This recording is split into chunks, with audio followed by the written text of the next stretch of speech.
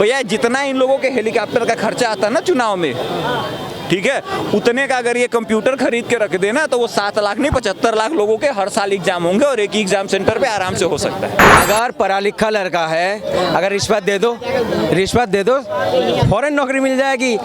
अगर कोई आपका नेता से टच है उनको तो फौरन नौकरी मिल जाता है। सरकारी नौकरी क्यों चाहिए, उसके पीछे 3 कारण है। पहला कारण काम ना करना पड़े, ठीक है, दूसरा कारण भ्रष्टाचार करने का, और तीसरा कारण ये है कि समाज में एक रिस्पेक्टिव प्रेजेंटेशन शो करने के लिए कि जी मैं सरकारी नौकरी हूँ। रिश्तेदारी में शादी हम नहीं करते, तुम कहते हो रिश्तेदारी में शादी हम नहीं करते। अबे रिश्तेदार को शादी करा तूने मिल के पूरा परिवार कौन सी करा है? करने आए चल मेरे साथ ज्ञान फैल रहे हैं हमारे। किसको लेके किसको देगा? चल कि मौसी की लड़की भी बहन लगती है, मामा की लड़की भी बहन लगती है, बुआ की लड़की भी बहन लगती है। बहन को बहन के नजरिए से हमारे में देखा जाता है। वो बात उसने कही है, उसका मतलब गलत निकालो मत। और उसने और इनके में दूध छोड़ के किसी से भी कोई शादी कर ले, चाहे वो मामा की लड़की सुंदर है उसको उठा ला, चाहे वो 16 की है चाहे 56 के है, वो हो जाता है इनमें। तो ये अपने को कहाँ ला। क्या नाम है सर? राशिद। राशिद जी कहाँ रहते हैं? दिल्ली में ही। दिल्ली में ही रहते हैं। वैसे कल जो है नए लोकसभा का जो है शुभारंभ होना है, नया लोकसभा का सत्र शुरू होना है, किस नज़र से देखते हैं? तीसरी बार प्रधानमंत्री बन गए मोदी जी। मोदी जी बने अच्छी बात है। उनको जो है पूरी समाज को लेकर चलना चाहिए।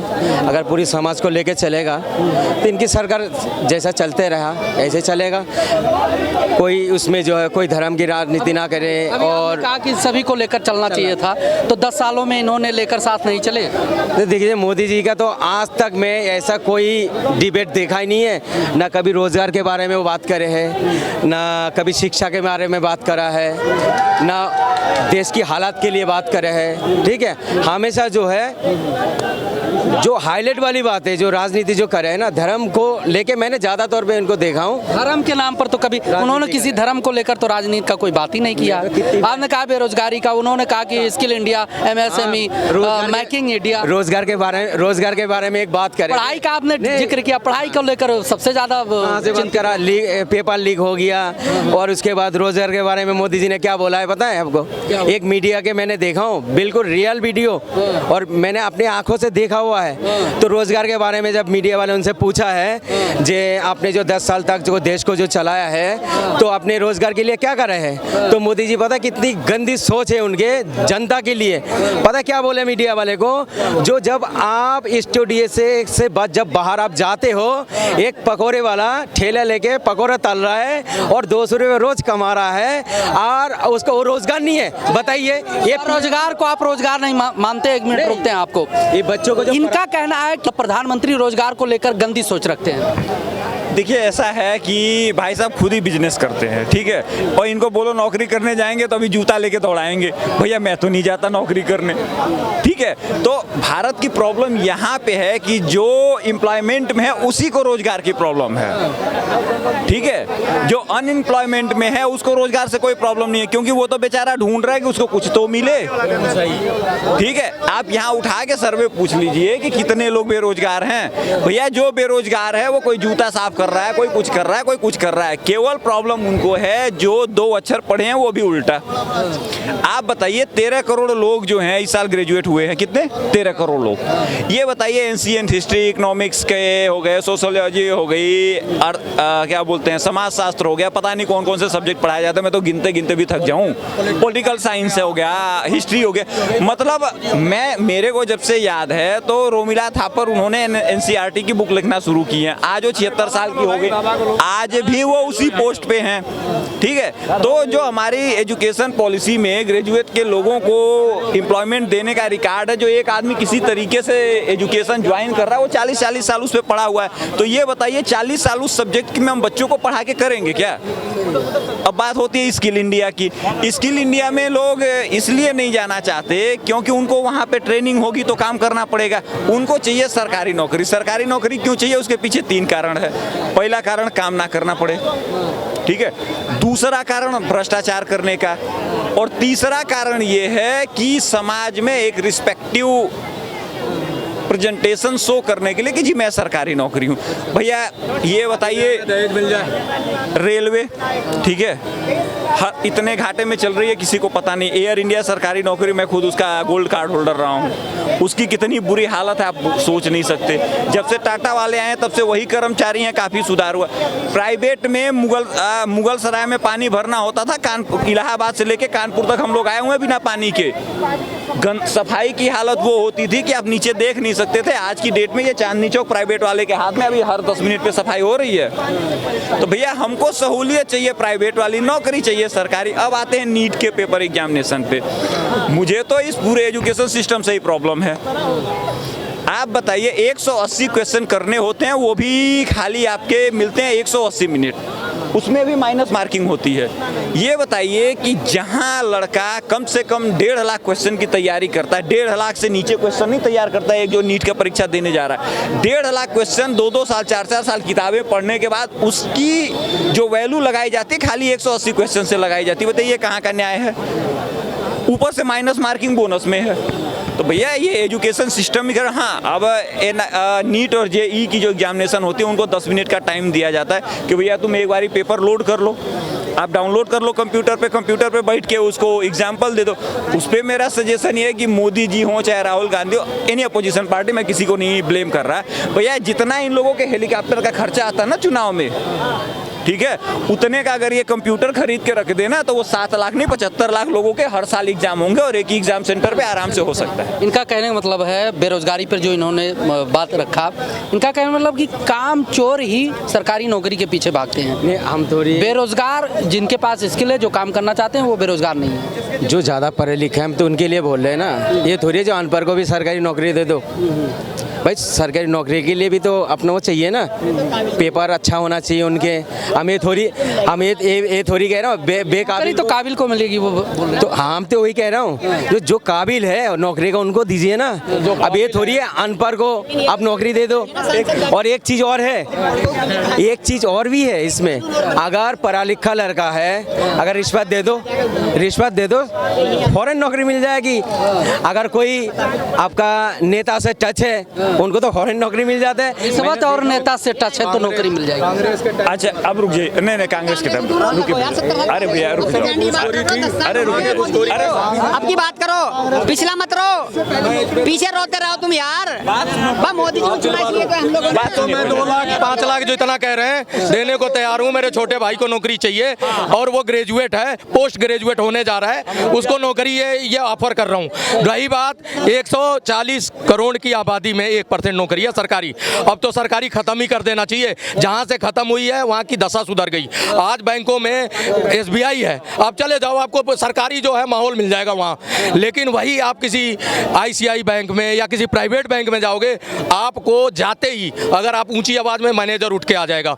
सरकारी नौकरी मतलब हरामखोरी। दहेज लेने का एक प्रोपगंडा था कि भैया मेरा बेटा सरकारी नौकरी है, 5 पेटी दहेज चाहिए और 1 4 व्हीलर चाहिए, इसलिए सरकारी नौकरी लोगों को रुझान रहा है।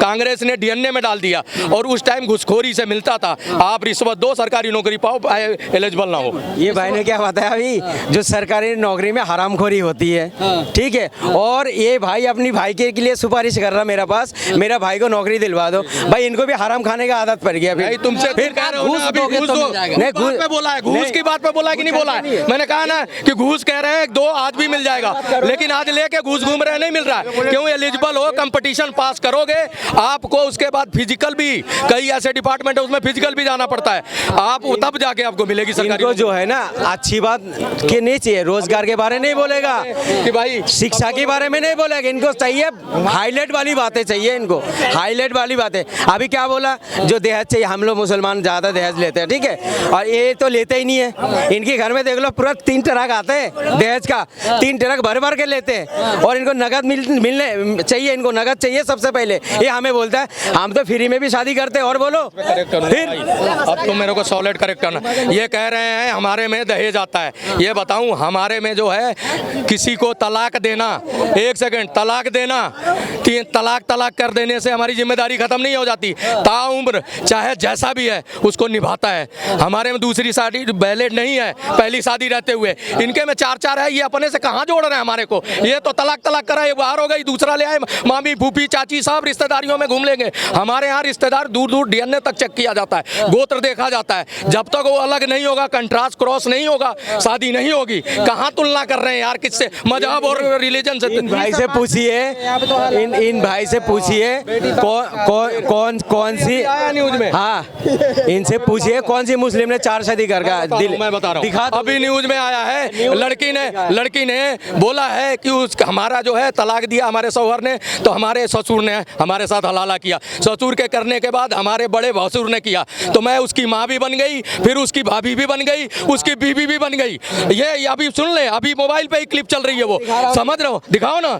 तो वही कह रहा हूँ, ये कहाँ जोड़ रहे हैं यार, कहाँ से कहाँ, कहाँ तुम और कहाँ वो। इनकी पास जो है कुछ एक भैया, साफ-साफ अरे बोलो। सुन तो लो पहले, दूसरी तुम्हारे जैसे 10 जगह में मुंह नहीं मारते हम लोग, ठीक है, मुंह मारते हैं तुम लोग, जे घर में एक रखो। रिश्तेदारी में शादी हम नहीं करते, तुम कहते हो रिश्तेदारी में शादी हम नहीं करते। अबे रिश्तेदार को शादी करा तूने, मिल के पूरा परिवार दिखा दे, कौन सी करा है? बातें करने आए हैं। चल मेरे साथ ज्ञान फैल रहे हैं हमारे। किसको लेके किसको देखा? चल मैं बताऊं, उल्टी मत बोला कर, ये ज्ञान फैलने आए हैं। बहन को तू शादी कर लेगा?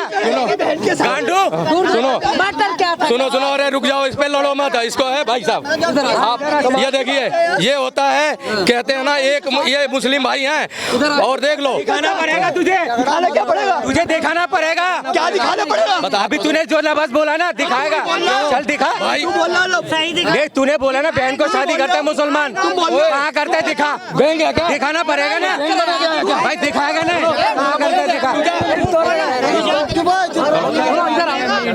अरे सुनो तो, आओ तो, कहाँ जा रहे हो?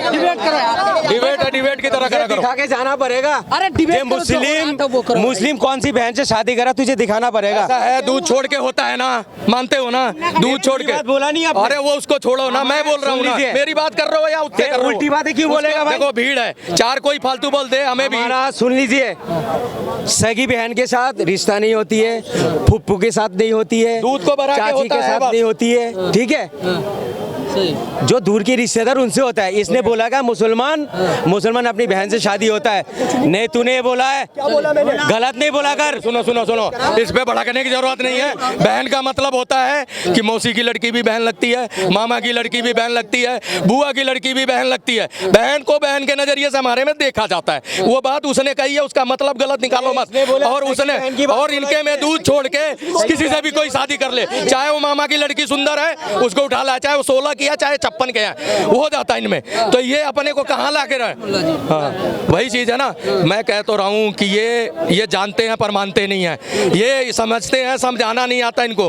बात ये देखो, वही कर रहा है कि बहन से शादी हो सकती है, लेकिन वो मुंह बोली बहन हो या दूध की किसी भी मतलब ताल्लुक ना हो, उसके लिए वो बोल रहा है, उससे लड़ रहा है। तो वही कह रहा हूँ, मैटर था बेरोजगारी मुद्दा था। तीसरी बार कल जो है संसद सदन जो है सत्र शुरू होगा।